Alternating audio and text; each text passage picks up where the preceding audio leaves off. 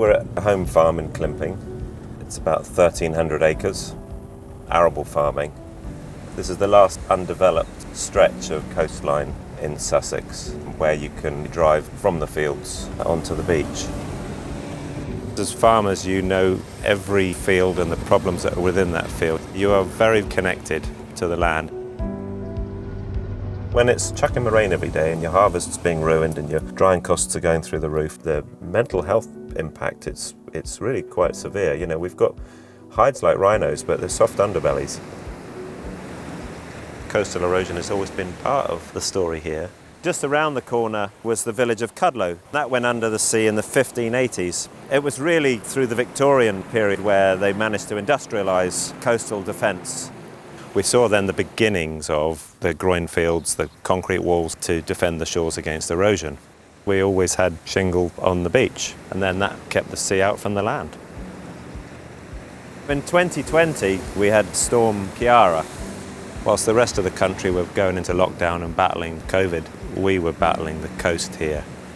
Terrifying to see how powerful nature can be.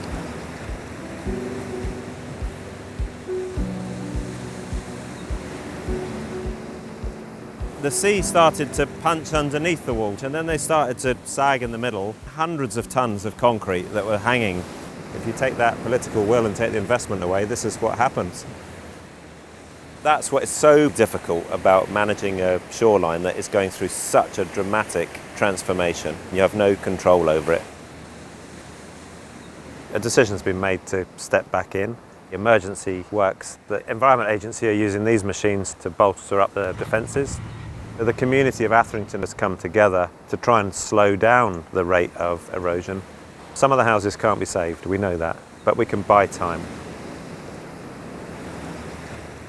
Back in the 70s, it was big is beautiful, and the farmers were encouraged to get rid of hedgerows and trees and the like, and the habitat really degraded. It would be possible to look across a huge open field and see virtually no birds. So you asked me how would I describe myself. I'm an agricultural experimentalist. I've taken some of our land and I've repurposed it. So there's a new tenant has moved in. Nature. I had a light bulb moment a number of years ago that there must be an alternative way. We then developed this strategy, but the land will be repurposed for nature. Salt marsh plants are already beginning to establish. The seeds are carried in on the seawater. Nature restoring what should be there. This is the transition zone running down through the river valley, through the farm, as that natural habitat now is beginning to establish.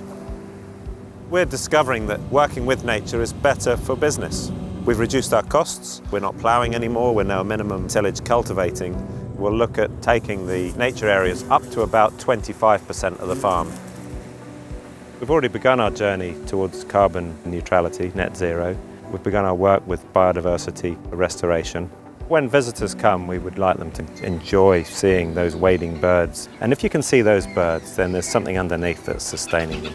And that's insects and seeds. These are ecosystems working.